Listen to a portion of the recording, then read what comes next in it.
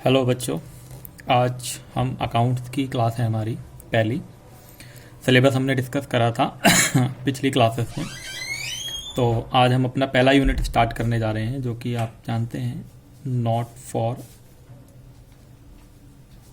लिखेंगे चैप्टर का नाम not for profit organisation. Not for profit organisation, जिसको हम एनपीओ भी कहते हैं, सिंपली नॉन प्रॉफिट ऑर्गेनाइजेशन भी हम इसे कहते हैं एनपीओ। मतलब ऐसे ऑर्गेनाइजेशन जिनका उद्देश्य प्रॉफिट कमाना नहीं है। अभी तक हमने जो अकाउंटिंग पढ़ी है 11th क्लास में जो हमने पढ़ा था वो प्रॉफिट ऑर्गेनाइजेशन था, सोल प्रोप्राइटरशिप की अकाउंटिंग हमने सीखी थी। यहाँ पर हमें कौन सा पढ़ना है? ऐसे ऑर्गेनाइजेशन जिनका उद्देश्य प्रॉफिट कमाना नहीं है। आइए पहले इसका मीनिंग हम लिख लेते हैं, फिर देखते हैं आगे ये क्या होता है। NPO is an organisation, NPO is an organisation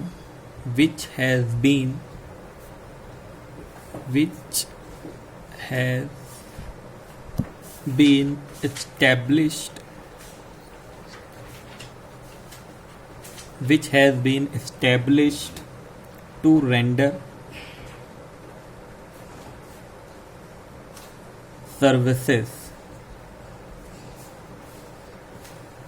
to the members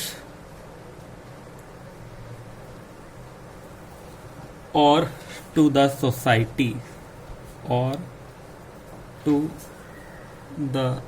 SOEEITY, or to the society without any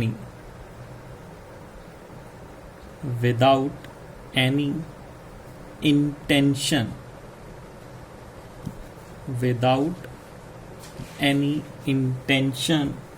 of earning profit,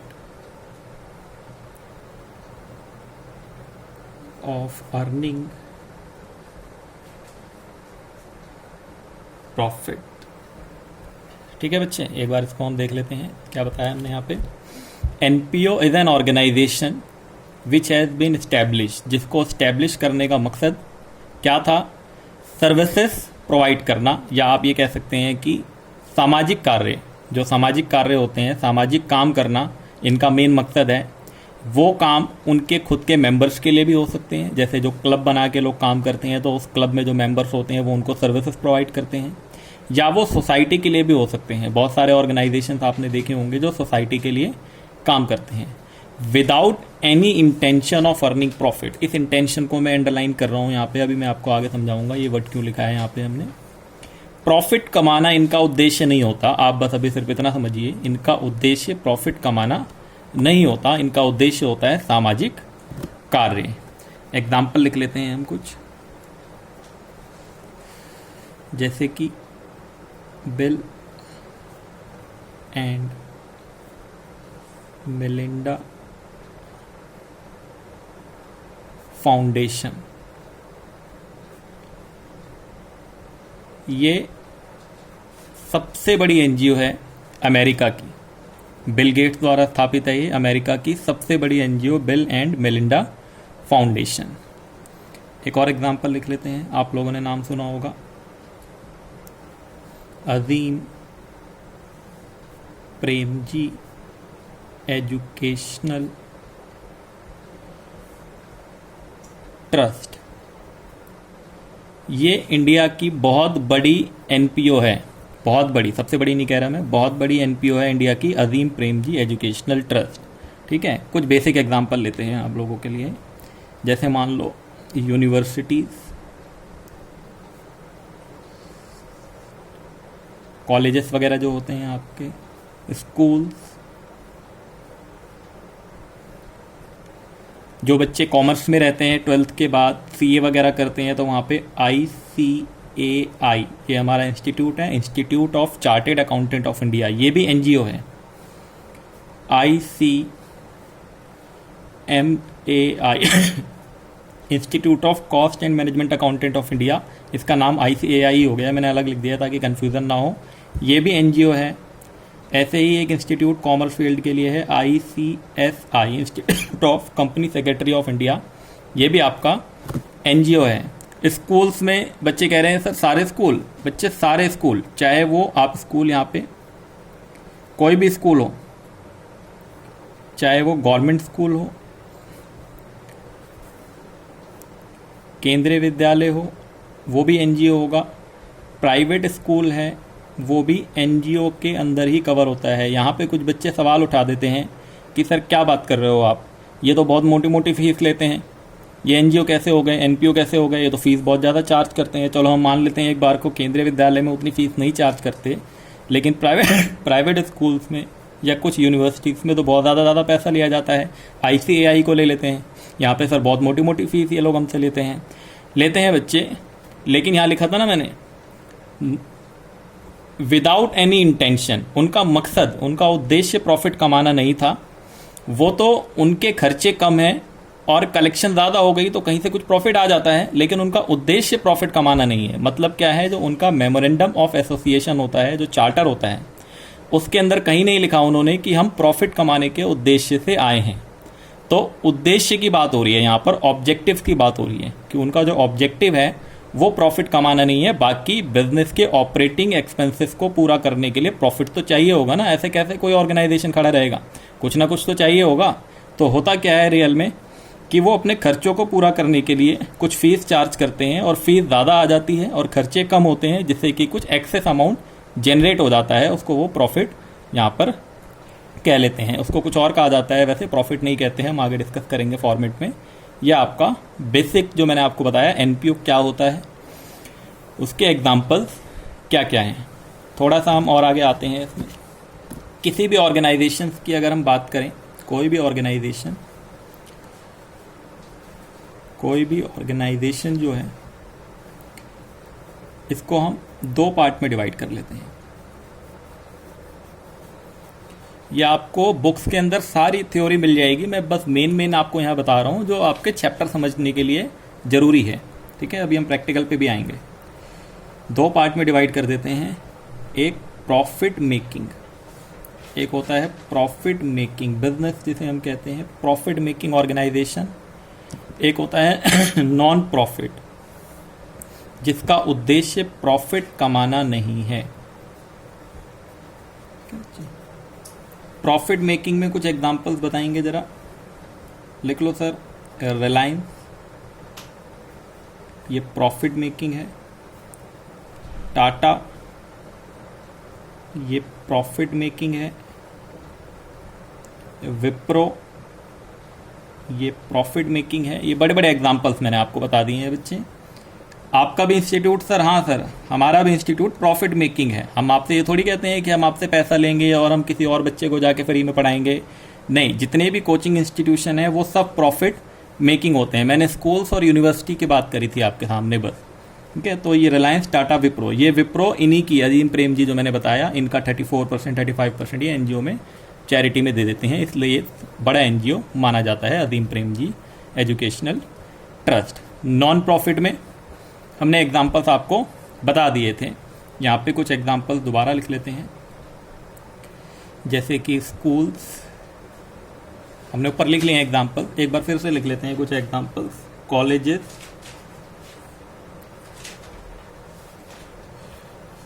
और आपका क्लब्स, इसके बाद आपका कोई भी जैसे कि मंदिर, ये मंदिर भी आपका NGO में आता है। मस्जिद, ये मस्जिद भी आपकी NGO में आती है, नॉन प्रॉफिट ऑर्गेनाइजेशन के अंदर आती है। हॉस्पिटल्स भी आपके नॉन प्रॉफिट ऑर्गेनाइजेशन के अंदर आते हैं। तो हमने इन ऑर्गेनाइजेशन को दो पार्ट में यहाँ पे डिवाइड कर लिया। अब हमें समझना क्या था यहाँ पे, हम वो देखते हैं। यहाँ पर ये जो हमने पढ़ा था 11th क्लास तक जो बच्चे पढ़ चुके हैं, या जो आगे के बच्चे जिनके में NPO और भी CA वगैरह में, CMA वगैरह में भी है, वो बच्चे भी अगर ये क्लास देख रहे हैं तो इसकी जो अकाउंटिंग थी, ये पूरी अकाउंटिंग मेंटेन करते थे हम। पूरी अकाउंटिंग मेंटेन करने का मतलब बच्चे हम यहाँ जर्नल बनाते थे, लेजर बनाते थे, लेजर के बाद हम सब्सिडरी बुक्स बनाते थे, उसको इसी के अंदर काउंट कर लेते हैं। ट्रायल बैलेंस बनाते थे, फिर हम यहाँ पे फाइनल अकाउंट बनाते थे। फाइनल अकाउंट में ट्रेडिंग P&L अकाउंट बनाते थे हम, और बैलेंस शीट बनाते थे। ये पूरा एक प्रोसीजर होता था हमारा प्रॉफिट मेकिंग एंटरप्राइजेस के अंदर। लेकिन नॉन प्रॉफिट में ये कह रहा है कि नहीं, हमसे ये सब नहीं करवाएगा, कहेगा आपको दोबारा से सारी अकाउंटिंग नहीं करनी है, journal, ledger, trial balance and ये सारे। तो ये जो नॉन प्रॉफिट होते हैं इसमें भी दो पार्ट हो जाते हैं हमारे। एक होते हैं बिग, जो बड़े एनजीओ होते हैं, एक होते हैं स्मॉल। 12th क्लास लेवल तक आपको स्मॉल एनजीओ, जो बिग एनजीओ होते हैं इनका ट्रायल बैलेंस गिवन होता है, मतलब इनको ट्रायल बैलेंस मेंटेन करना होता है।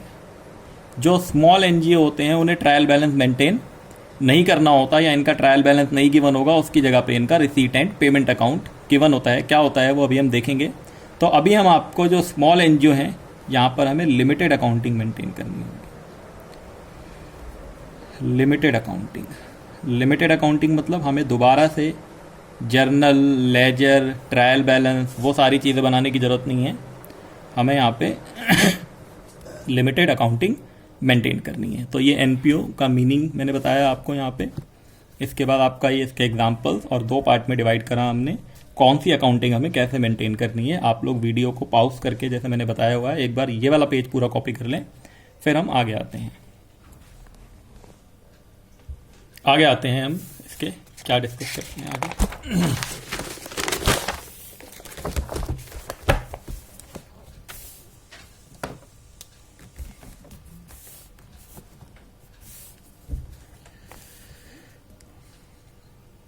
Topics to be covered. कौन कौन से टॉपिक हमें डिस्कस करने हैं, एक बार चैप्टर को डिवाइड कर लेते हैं जिससे कि इजी हो जाए हमारे लिए। Final accounts of NPO. एक एनपीओ के फाइनेंशियल स्टेटमेंट या फाइनल अकाउंट क्या क्या हो सकते हैं। Number 2, fund based accounting maintain करता है एनपीओ। फंड बेस्ड अकाउंटिंग क्या होता है ये हम देखेंगे, आगे डिस्कस करेंगे, बहुत इंपॉर्टेंट टॉपिक है ये, fund based accounting. Number 3, treatment of subscription. एक आइटम होगा एनपीओ में सब्सक्रिप्शन नाम का, इसको हम डिटेल में डिस्कस करेंगे क्योंकि यहाँ 3 to 4 मार्क्स में क्वेश्चन बन जाता है सेपरेटली भी कई बार। ट्रीटमेंट ऑफ कंज्यूमेबल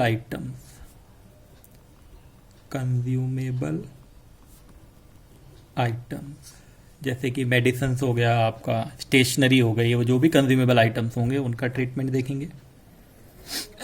इसके बाद ट्रीटमेंट ऑफ एक्सपेंसेस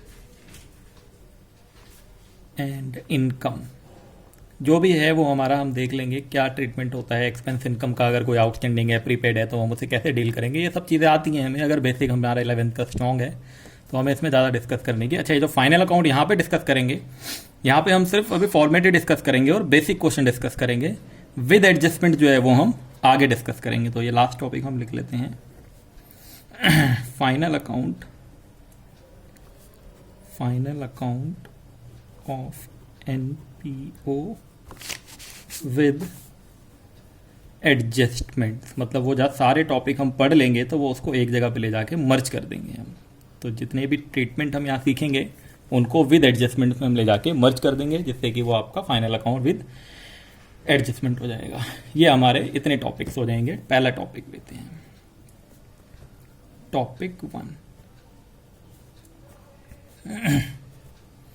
यहाँ पर हमें डिस्कस करना है फाइनल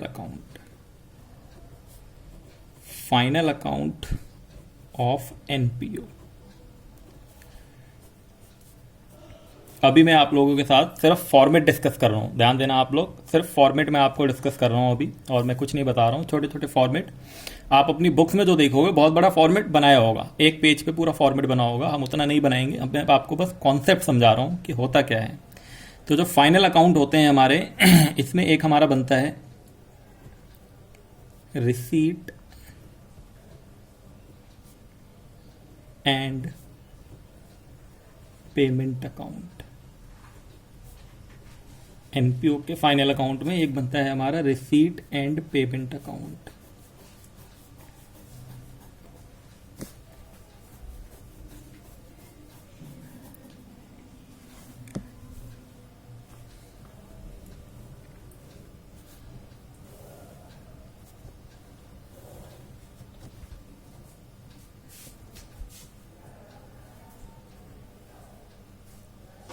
रिसीट साइड हो जाएगी ये पेमेंट साइड हो जाएगी। कैश बुक याद है आप लोगों को? बस वही चीज है ये कैश बुक की तरह ही बनता है ये, बिल्कुल कैश बुक याद होगा आप लोगों को 11th क्लास में, बिल्कुल सेम है, थोड़ा डिफरेंस होता है, मैं बता दूंगा वो क्या। कैश बुक में हम डे बाय डे एंट्री करते थे, इसमें हम सारी एक जैसी एंट्रियों को लाके एक जगह पे रख देंगे।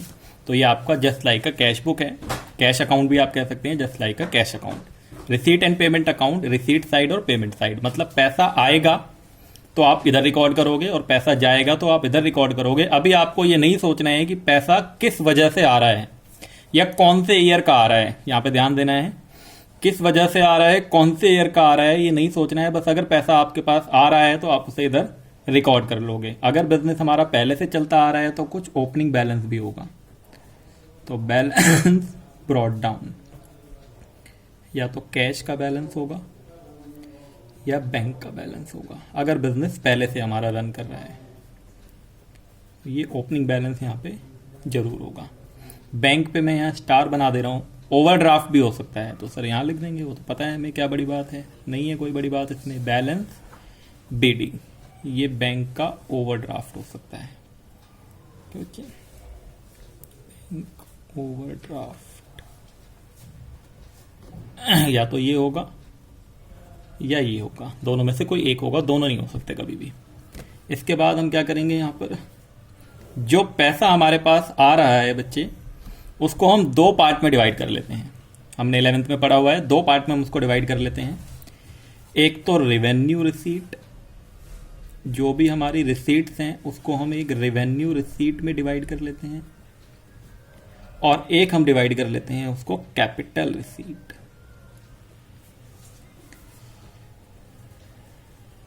रेवेन्यू रिसीट्स और कैपिटल रिसीट्स, ये क्या होता है अभी अभी देखेंगे आगे, थोड़ा सा वेट करो। पेमेंट को भी दो पार्ट में डिवाइड कर लेते हैं, रेवेन्यू पेमेंट,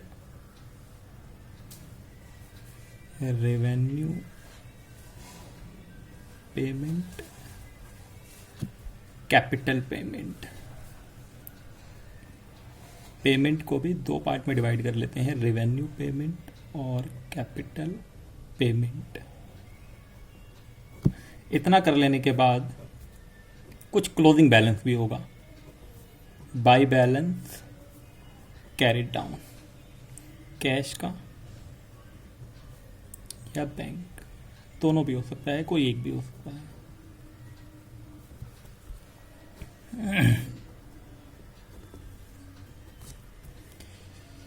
इसके बाद बैंक वाला जो हमने स्टार बनाया था, ये आपका इस तरफ भी आ सकता है, या इस पे हैश बना लेते हैं, स्टार हमने ऊपर बना दिया था, ये ओपनिंग के लिए, ये क्लोजिंग के लिए। तो ये आपका बैलेंस यहाँ पर भी आ सकता है, to balance carried down. Bank overdraft भी हो सकता है, ओवरड्राफ्ट अगर इस तरफ आ जाएगा तो ओवरड्राफ्ट। तो ये हैश बना दिया हमने इसके लिए, ताकि ये इजीली हमें समझ आ जाए, या तो ये या ये, ठीक है। ये हमारा क्या हुआ, रिसीट एंड पेमेंट अकाउंट। यहां लिख देता हूं मैं नीचे स्टार, और जो हैश है हमारा, either of the two will appear, either of the two will appear, दोनों में से कोई एक चीज हमारी अपीयर होगी। यहां आप बड़े ध्यान से अब सुनना मेरी बातें, ये तो हमने फॉर्मेट बना लिया। यहाँ पे हम सब कुछ रिकॉर्ड करते हैं। कुछ मैं इनकी बेसिक चीज़ें लिख देता हूँ यहाँ पर, जिससे कि आप लोगों को प्रॉब्लम नहीं होगी समझने में। जो ये रिसीट एंड पेमेंट अकाउंट है हमारा, इसके कुछ बेसिक्स एलिमेंट लिख लेते हैं हम। एक तो नेचर जो है इसका बच्चे वो रियल अकाउंट है। इसका जो नेचर है वो रियल अकाउंट है। इसके बाद आपका इसमें लिख लेते हैं बेसिस जो ये फॉलो करेगा, cash basis of accounting follow करेगा। कैश बेसिस का मतलब क्या हुआ? हाँ सर, कैश बेसिस का मतलब कैश आना चाहिए। मतलब अगर हम ये 2019 के लिए प्रिपेयर कर रहे हैं तो 2019 में अगर हमें 2020 का पैसा मिल गया है तो भी हम उसे यहाँ रिकॉर्ड करेंगे। अगर हमें 2018 का भी कुछ पैसा मिला है तो भी हम उसे यहाँ रिकॉर्ड कर लेंगे। मतलब हमें यहाँ पे ये नहीं देखना है कि वो कौन से ईयर से रिलेटेड है, बस हमें उसे यहाँ रिकॉर्ड कर देना है, मिलते ही रिकॉर्ड कर देना है। अगर हमने पेमेंट कर दी है एडवांस में अगले साल की तो भी रिकॉर्ड कर देनी है, पिछले साल की कुछ पेमेंट करी है तो भी रिकॉर्ड कर देनी है, इस साल की करी है तो भी रिकॉर्ड कर देनी है। मतलब आपका ये कौन सा बेसिस पे बनता है? कैश बेसिस ऑफ अकाउंटिंग बनता है। ठीक है बच्चे, तो ये बहुत इंपॉर्टेंट पॉइंट था इसका, कैश बेसिस ऑफ अकाउंटिंग। और एक और लाइक कैश बुक की तरह है या कैश अकाउंट की तरह है, ये बिल्कुल फ़र्क मैंने बता दिया आपको। जैसे कि हमें कैश अकाउंट में हम रेंट पे करेंगे, हमने एक बार कुछ रेंट पे करा, दूसरी बार कुछ रेंट पे करा, तो अलग अलग डेट पे अलग अलग रेंट लिखते हैं, बार बार बाय रेंट। उन सारे रेंट को मर्ज करके यहाँ एक ही बार रेंट लिखेंगे हम, हमें बार बार डे बाय डे रेंट लिखने की ज़रूरत नहीं है। तो ये हमारा रिसीट एंड पेमेंट अकाउंट है, जिसमें रिवेन्यू और कैपिटल पे आते हैं। अब ये तो हो गया डिफरेंस। रिवेन्यू कैपिटल क्या है ये भी पता है हमें सर। रिवेन्यू होता है जो रिकरिंग नेचर का होता है। रिकरिंग नेचर सर जो बार बार होता है, जैसे हम रेंट पे करते हैं तो हम वो बार बार हर महीने पे करते हैं, हम सैलरी पे करते हैं तो वो हम हर महीने पे करते हैं। ठीक है, यहाँ पे रिसीप्ट की बात हो रही है तो रिसीप्ट में हम ले लेते हैं, अगर हमें रेंट मिल रहा है या कहीं से कमीशन मिल रहा है तो वो हमारा कैसा रिसीप्ट है? रेवेन्यू रिसीप्ट हो जाएगा। कैपिटल रिसीप्ट वो होता है सर जो कभी कभी होता है और जिसका अमाउंट बड़ा होता है, तो वो हमारा कैपिटल। जैसे हमने लोन ले लिया, हमने डिबेंचर इशू कर दिए, ठीक है, हमने कहीं से बोरो कर लिया कुछ, तो वो क्या हो जाएगा? हमारा कैपिटल रिसीप्ट हो जाएगा।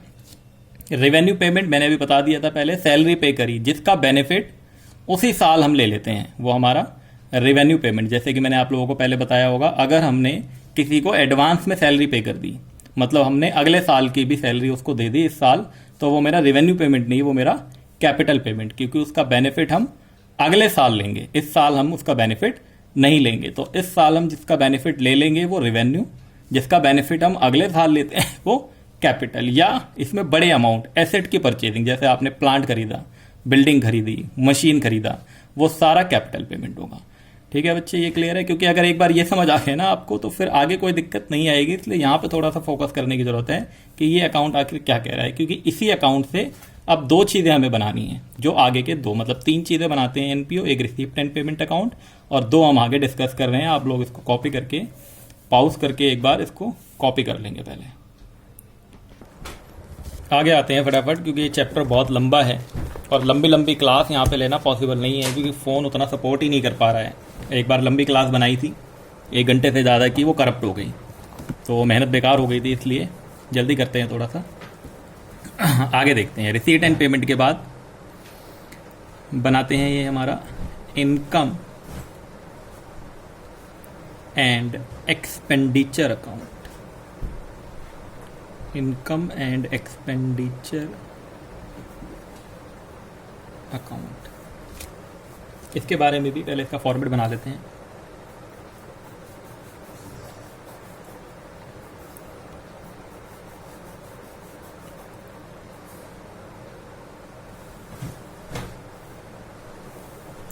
Income and expenditure account. Income किधर लिखें बच्चे? इधर लिखें या इधर? कुछ बच्चे कह रहे हैं सर डेबिट साइड में लिख दो। डेबिट साइड में इनकम आती है, इनकम ऑलवेज क्रेडिट, पढ़ा नहीं आपने? All income credit, all expense debit. तो इनकम इधर लिखेंगे और एक्सपेंडिचर इस तरफ। इसमें जो हमने रिसीट एंड पेमेंट अकाउंट बनाया था, मैं पीछे नहीं जा रहा हूँ, बार बार कॉपी नहीं उधर कर रहा हूँ, आप बस इतना ध्यान रखो, जो रिसीट एंड पेमेंट है उसमें जितने आइटम आए हैं हमारे, उनके रीजन को इनकम एंड एक्सपेंडिचर में और बैलेंस शीट में रिकॉर्ड करते हैं। बैलेंस शीट तो आपको क्या बताना है, ये तो पता ही है, आप लोग पढ़ते आ रहे हैं, बस इनकम एंड एक्सपेंडिचर ही समझाना है हमें। बैलेंस शीट,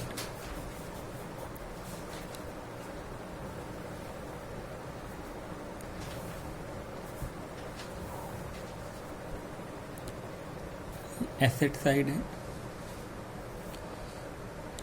लाइबिलिटी साइड है। अब यहां ध्यान देंगे थोड़ा सा, उनके रीजन को हम यहां रिकॉर्ड करते हैं। मतलब अगर रीजन रेवेन्यू है, यहां पे टू रेवेन्यू पेमेंट, अगर वो रेवेन्यू पेमेंट है तो वो यहां रिकॉर्ड होगा। और अगर पेमेंट कैपिटल है, या आप या पहले इसको कर लेते हैं, रेवेन्यू पेमेंट है तो यहां पर रिकॉर्ड होगा, और रेवेन्यू रिसीट है तो वो इनकम साइड में रिकॉर्ड होगा। रेवेन्यू रिसीट्स, ये आपका यहाँ रिकॉर्ड हो जाएगा। मतलब रेवेन्यू पेमेंट है तो इधर, रेवेन्यू रिसीट्स है तो इधर। अगर रिसीट्स रेवेन्यू की जगह कैपिटल, जैसे मैंने बताया लोन लेते थे तो कहाँ लिखते थे सर, लायबिलिटी में लिखते थे। हाँ, तो आप यहाँ लिखो ना फिर उसको, तो ये कौन सा हो गया आपका, कैपिटल रिसीट। कैपिटल रिसीट अगर होगा तो वो आपका लायबिलिटी में जाएगा, ये कैपिटल रिसीट हो गया। और कैपिटल पेमेंट, आपने कोई एसेट खरीदा, कोई बिल्डिंग खरीदी, कोई मशीन खरीदी, तो वो सारी कैपिटल पेमेंट आपकी इधर आ जाएंगी। बहुत ही आसान था सर, ये तो क्लियर है एकदम, कुछ नहीं करना आपको, ये टोटलिंग हो जाएगी इधर। एक बात और, रिसीट एंड पेमेंट, अगर ये पहले से बिजनेस रन कर रहा है तो ओपनिंग बैलेंस होगा, ऑलवेज होगा। पहले से रन नहीं कर रहा है तो ओपनिंग बैलेंस नहीं होगा, बट क्लोजिंग बैलेंस आएगा। इनकम एंड एक्सपेंडिचर अकाउंट का कोई ओपनिंग बैलेंस नहीं होता है, क्लोजिंग बैलेंस निकलता है अगर हमारा एक्सेस ऑफ इनकम अगर ज़्यादा हो ओवर एक्सपेंडिचर, तो सर ये प्रॉफिट हो गया हमारा। खर्चे ज़्यादा, खर्चे कम और इनकम ज़्यादा, तो उसे प्रॉफिट कहते हैं। लेकिन प्रॉफिट वर्ड यहाँ पे यूज़ नहीं कर सकते क्योंकि ये नॉन प्रॉफिट ऑर्गेनाइजेशन है ना, तो इसलिए हम इसकी जगह पे यहाँ पे एक वर्ड लिखते हैं, उसको कहते हैं सरप्लस।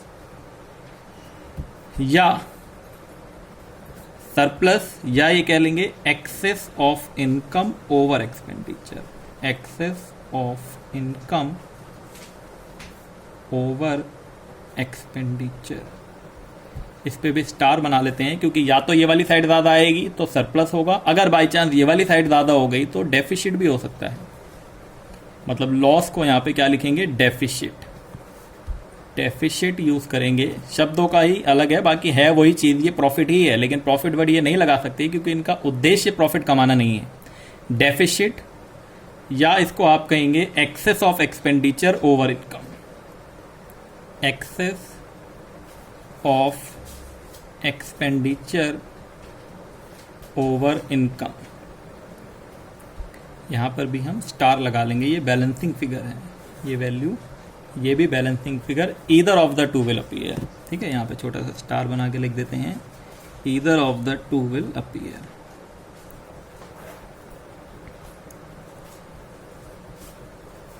दोनों में से कोई एक चीज ही यहाँ पर आएगी। ठीक है बच्चे, समझ गए होंगे आप लोग।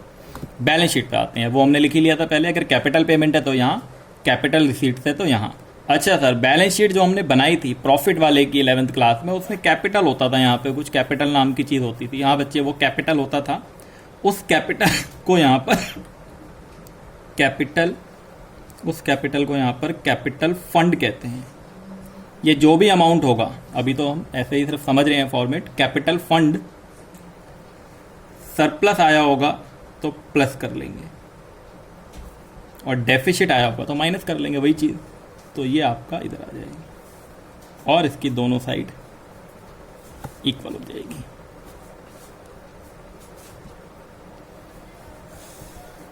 ये आपका बैलेंस शीट बन गया आपका। ठीक है बच्चे, कैपिटल फंड कहते हैं वो, जो हम जिसे कैपिटल कहते थे वो। पता कैसे चलेगा सर हमें, कोई ऑर्गेनाइजेशन हम अकाउंट देखें तो हमें कैसे पता लगेगा? मैंने आपको बता दिया ना यहाँ पर कि जो नॉन प्रॉफिट ऑर्गेनाइजेशन होंगे वो अपनी बुक में इनकम एंड एक्सपेंडिचर अकाउंट बनाएंगे। अगर आप किसी की किताबें चेक करोगे और उसमें इनकम एंड एक्सपेंडिचर अकाउंट बना हुआ है तो आप समझ जाओगे देखते ही सर ये एनपीओ है। और अगर उन्होंने प्रॉफिट एंड लॉस अकाउंट बनाया हुआ है तो वो क्या है, प्रॉफिट मेकिंग एंटरप्राइजेस है। इसके भी कुछ पॉइंट्स हम लिख लेते हैं यहाँ पर। जैसे नेचर, इसका जो नेचर है वो नॉमिनल अकाउंट है। एक एक मार्क्स में क्वेश्चन बन जाते हैं बच्चे, इसलिए मैं ये बता रहा हूँ बातें आपको। बहुत अंदर से क्वेश्चन बनते हैं 1 मार्क के, वो कॉन्सेप्ट के लिए, आपको रट्टा थोड़ी लगाना है। आप सारे क्वेश्चन बुक के पढ़ लोगे, अंदर 100 क्वेश्चन दिए हुए हैं ऑब्जेक्टिव, नहीं। आप जितना ज़्यादा प्रैक्टिकल को अच्छे से समझोगे, क्वेश्चन आपके ज़बान पे आंसर रहेगा। ये नॉमिनल अकाउंट इसका नेचर है। बेसिस की अगर हम बात करें तो यहाँ पर एक्रूअल बेसिस फॉलो होता है। एक्रूअल बेसिस मतलब करंट ईयर की ही अकाउंटिंग करनी है हमें, सिर्फ करंट, अगले साल का पिछले साल का सब एडजस्ट हो जाएगा। वो कैसे होता है प्लस माइनस, वो क्वेश्चन में समझेंगे। हमें सिर्फ यहाँ पे करंट ईयर की अकाउंटिंग करनी है, अगले साल पिछला साल यहाँ पे सब हमें एडजस्ट करा लेना है। ये आपका like profit and loss account, like क्या सेम ही कह लो आप, same as profit and loss account ही आपका ये होता है। और एक बात और बहुत इंपॉर्टेंट, ये जो सरप्लस है हमारा, क्या सर ये जो सरप्लस है, जो प्रॉफिट हुआ, क्या ये मेंबर आपस में बांट लेंगे? नहीं बच्चे, ये सरप्लस मेंबर नहीं बांटते। यहां लिख लेंगे not distributed, not distributed between members. ये फर्दरेंस के लिए होता है, एनपीओ के आगे भविष्य में यूज करने के लिए, मेंबर्स में डिस्ट्रीब्यूट नहीं होता। ये कुछ बेसिक बातें हमने यहाँ पे समझी हैं। अब आते हैं एक और इम्पॉर्टेंट चीज पे, ये कैपिटल फंड। अगर ये क्वेश्चन में गिवन है तो अच्छी बात है, हमारे लिए बहुत अच्छी बात है, इससे ज़्यादा अच्छी बात कोई नहीं है। अगर ये नहीं गिवन है तो हम एक नोट लिख लेते हैं बस यहाँ पे,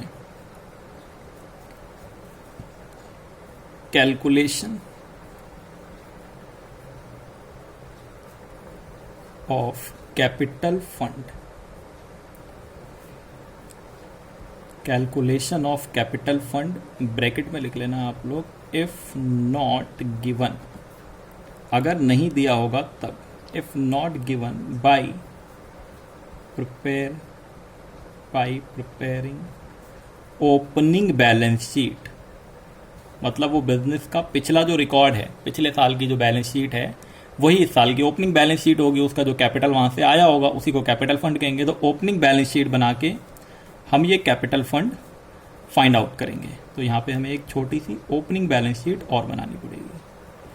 वैसे ही जैसे बैलेंस शीट बनती है, डेट्स इसकी अलग होगी, अमाउंट इसके अलग होंगे। मान लो हमें मशीन ओपनिंग क्लोजिंग दोनों की दे रखी है, तो ओपनिंग वाली ओपनिंग में, क्लोजिंग वाली क्लोजिंग में जाएगी। तो आपका ये इस तरीके से ये बन जाएगा। दिख रहा है बच्चे? ये एसेट, रुपीज लाइबिलिटी, जो भी एसेट्स हैं, अब मैं क्या नाम लिखूं यहाँ पे, कितने नाम लिखूं, तो जितने भी एसेट्स हैं, चाहे वो फिक्स्ड एसेट्स हैं, करंट एसेट हैं, कोई भी करंट एसेट है उसको भी आप यहाँ पे लिखते हैं। कोई और एसेट है, अदर एसेट, कोई भी एसेट, रट्टे थोड़ी लगाए हैं हमने यहाँ पे ना बच्चे, कोई भी एसेट हो वो एसेट हम यहाँ लिख देंगे। ये इसका टोटल दोनों से। एनी लाइबिलिटी, कोई भी लाइबिलिटी होगी उस लाइबिलिटी को आप यहां लिख दोगे। ये टोटल करके इधर लिखोगे, इसमें से माइनस करोगे तो बचा हुआ अमाउंट होता है वो कैपिटल फंड होता है। ये कैपिटल फंड बैलेंसिंग फिगर। ये एक पेज और हो गया हमारा। आप लोगों को वीडियो पॉज करनी पड़ेगी, पूरा कॉपी करना है। ये भी चीज़ें लिखनी है आपको, ये जो मैंने बताई है बहुत काम की चीज़ें हैं, ये आपके बहुत काम आने वाली हैं। आप इसको नोट करें वीडियो पॉज करके, फिर क्वेश्चन से समझते हैं इनको हम कि ये कैसे बनते हैं। अभी तो मैंने आपको फॉर्मेट में बताया है, अभी एक क्वेश्चन से हम इसको समझेंगे। क्वेश्चन से इसको समझते हैं हम, फिर आगे चलते हैं।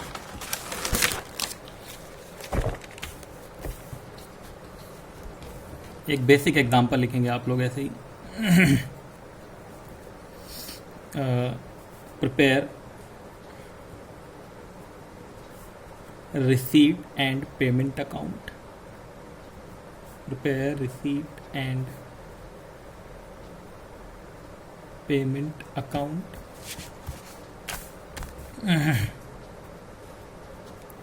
ये number 1। Number 2, income and expenditure account, income and expenditure account. Number 3, balance sheet. जब भी कभी बैलेंस शीट होगा ना, ये हमेशा क्लोजिंग ही होगा, ओपनिंग नहीं होगा। आपको ओपनिंग वर्किंग नोट में बनाना होता है। 3 चीज़ें हमें बनानी है। क्वेश्चन की डिटेल लिख लेते हैं। ओपनिंग बैलेंस नहीं है क्वेश्चन में, मान लो नया बिजनेस है ये। रेवेन्यू रिसीट, ये आपका है मान लो 8 लाख रुपए रुपीज में है। रेवेन्यू पेमेंट,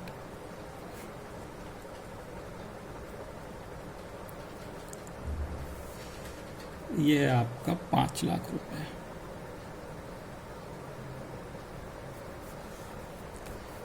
कैपिटल रिसीट,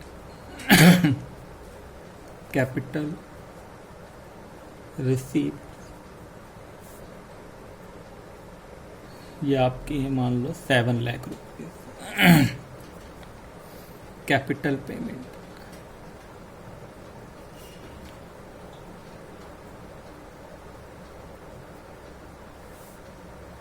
ये आपका है 6 लाख रुपए।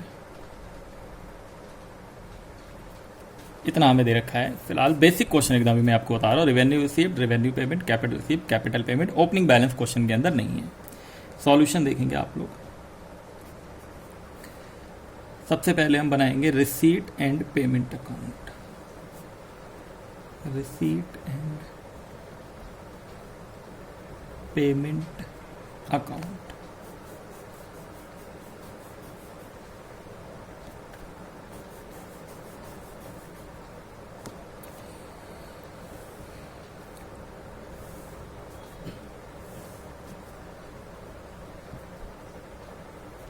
फॉर्मेट बना लेते हैं तीनों।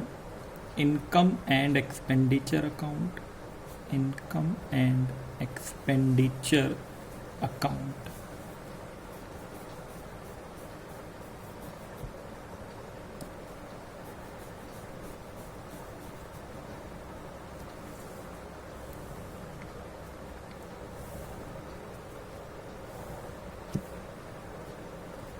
Income, expenditure, balance sheet.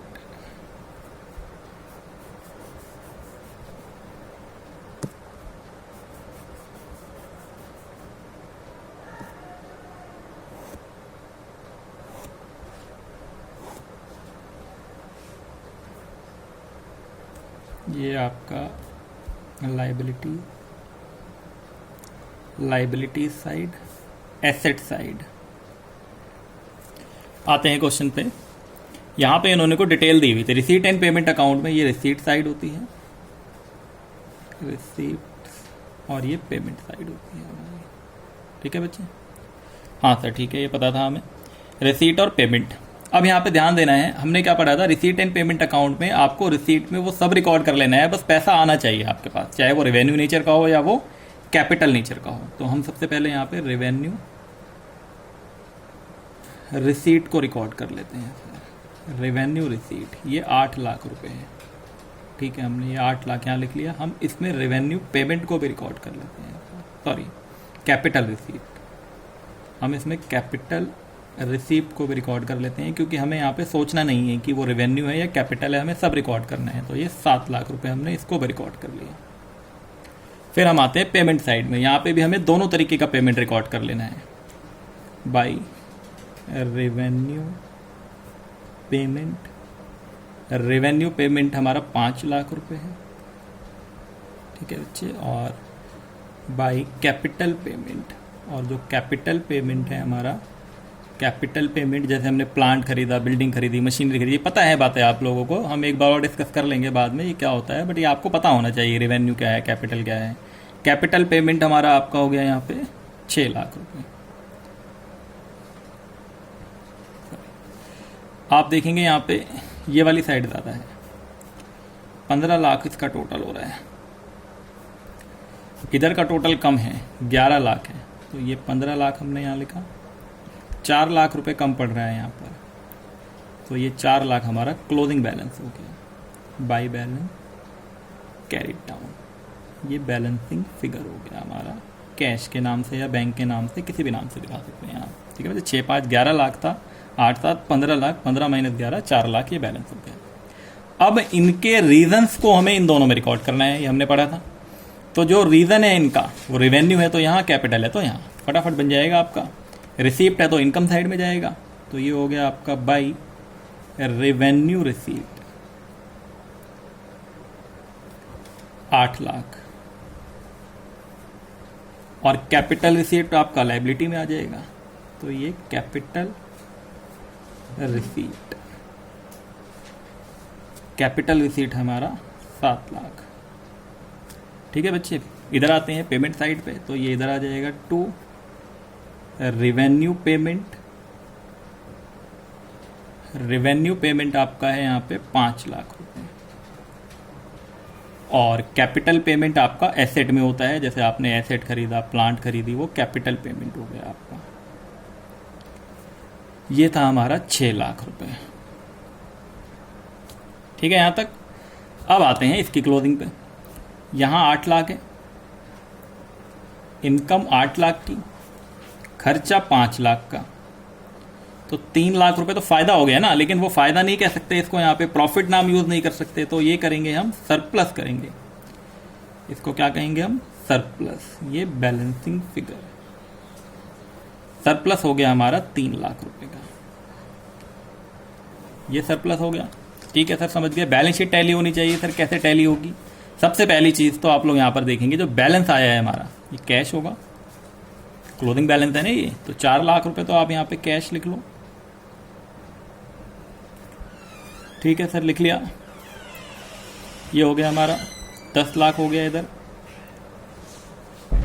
इधर 10 लाख नहीं है, तो आप ध्यान से सोचो ना कि हमने क्या पढ़ा था, इसमें कैपिटल फंड होता है। ये क्वेश्चन हमने जनरेट कराया है खुद, तो कैपिटल फंड इसमें नहीं था स्टार्टिंग में, तो हम मान लेते हैं निल, और इस कैपिटल फंड में हम सरप्लस ऐड करते हैं। इस कैपिटल फंड में हम क्या करते हैं? सरप्लस को ऐड करते हैं। तो सरप्लस कितना है हमारा? 3 लाख।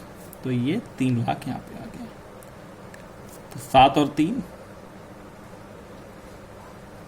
10 लाख हो गया आपका। ये आपकी अकाउंटिंग, ये टैली होगा, क्योंकि आप लोगों ने पढ़ा है डबल एंट्री सिस्टम है, तो हर चीज़ के 2 एस्पेक्ट होते हैं, तो टैली होना तो लाजमी था यहाँ पे। बिना अगर टैली नहीं होता तो फिर यहाँ पे प्रॉब्लम क्रिएट हो सकती थी। तो ये हमारा बेसिक कॉन्सेप्ट था।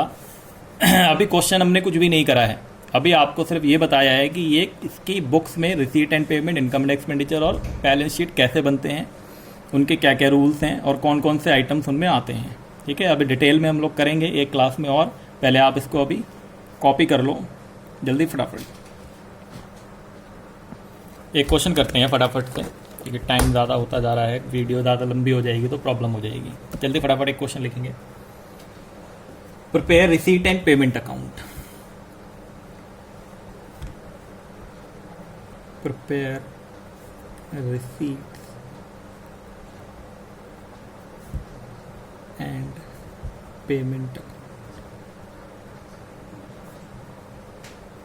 for the year ended for the year ended 31st March 2019। कुछ डिटेल हमें दी हुई है क्वेश्चन की। Particular amount, particular amount, cash in hand. हमारे पास ये क्वेश्चन है, क्वेश्चन लिख रहा हूँ बच्चे में, ठीक है। थोड़ा सा टेबल बना लेते हैं ताकि थोड़ा अच्छा लगे दिखने में। हमारे पास कैश इन हैंड है, cash in hand on 1 April 2018 3,000 रुपये। ये हमारे पास मान लो cash in hand. Cash at bank है हमारे पास, cash at bank on 1 April 2018, ये है आपका 6,000। कैश एट बैंक 6,000 ले लेते हैं हम यहाँ पे। इसके बाद हमें दे रखा है सब्सक्रिप्शन रिसीव्ड, सब्सक्रिप्शन रिसीव्ड, हमें सब्सक्रिप्शन मिला है कहीं से 12,000 रुपये का। इसके बाद हमें है furniture purchased, furniture purchased, furniture purchased हमारे पास है यहाँ पर 2,000 रुपये। फर्नीचर परचेज के बाद donation received, donation received, donation received 3,000 है। डोनेशन के बाद हमें है यहाँ पे रेंट पेड, रेंट पेड 2400, 2400 रुपये मान लो रेंट पेड हमारा दिया हुआ है। रेंट पेड के बाद हमारा printing and stationery, printing and stationery, हमने कुछ प्रिंटिंग एंड स्टेशनरी खरीदी है 1800 रुपये की। और सैलरी पेड, सैलरी पेड है हमारा यहाँ पे 500। इसके बाद हमारा म्युनिसिपल टैक्स, म्युनिसिपल टैक्स जो है हमारा ये आपका है 500। Municipal tax, sale of old newspaper, sale of old newspaper, sale of old newspaper 1200। Purchase of equipment, purchase of equipment, purchase of equipment है 8,000, 8,000 का इक्विपमेंट खरीदा है हमने। इसके बाद आपका है sports material purchased, sports material purchased, sports material purchased, हमारा स्पोर्ट्स मटेरियल परचेज्ड है 4200 का। General expense, general expense, general expense है हमारा 1200।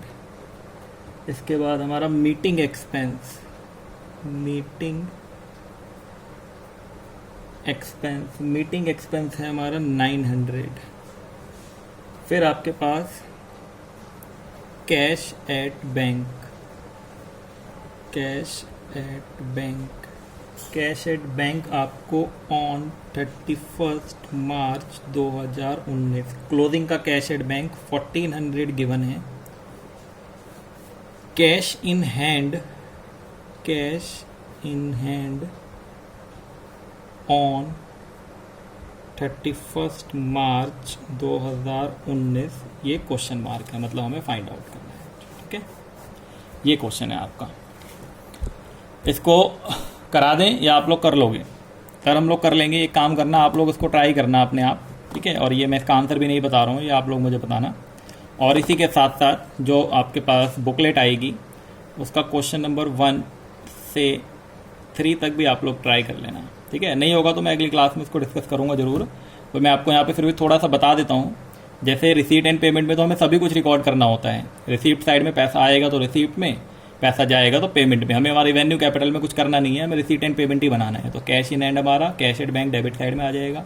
सब्सक्रिप्शन रिसीव्ड ये डेबिट, फर्नीचर हमने खरीदा है तो पेमेंट है, ये पेमेंट साइड में। डोनेशन मिला है रिसीप्ट है। तो ये जो फर्नीचर परचेज वाला पेमेंट है ये कैपिटल पेमेंट है। अगर बैलेंस शीट बनाना होता तो ये बैलेंस शीट में जाता, इनकम एंड एक्सपेंडिचर में नहीं। समझ रहे हैं आप लोग? जो डोनेशन रिसीव्ड है ये इनकम एंड एक्सपेंडिचर में आता। रेंट पेड है ये आपका इनकम एंड एक्सपेंडिचर में, ये रेवेन्यू पेमेंट है, ये भी रेवेन्यू पेमेंट है, ये भी रेवेन्यू पेमेंट है। म्युनिसिपल टैक्स ये भी रेवेन्यू पेमेंट है। सेल ऑफ ओल्ड न्यूज़पेपर, हमने पेपर बेचा है, पैसा आया है, ये रेवेन्यू रिसीप्ट है। इक्विपमेंट खरीदा है, ये कैपिटल पेमेंट है। स्पोर्ट्स मटेरियल खरीदा है, ये भी कैपिटल पेमेंट है। जनरल एक्सपेंस है, ये रेवेन्यू पेमेंट है। मीटिंग एक्सपेंस है, रेवेन्यू पेमेंट है।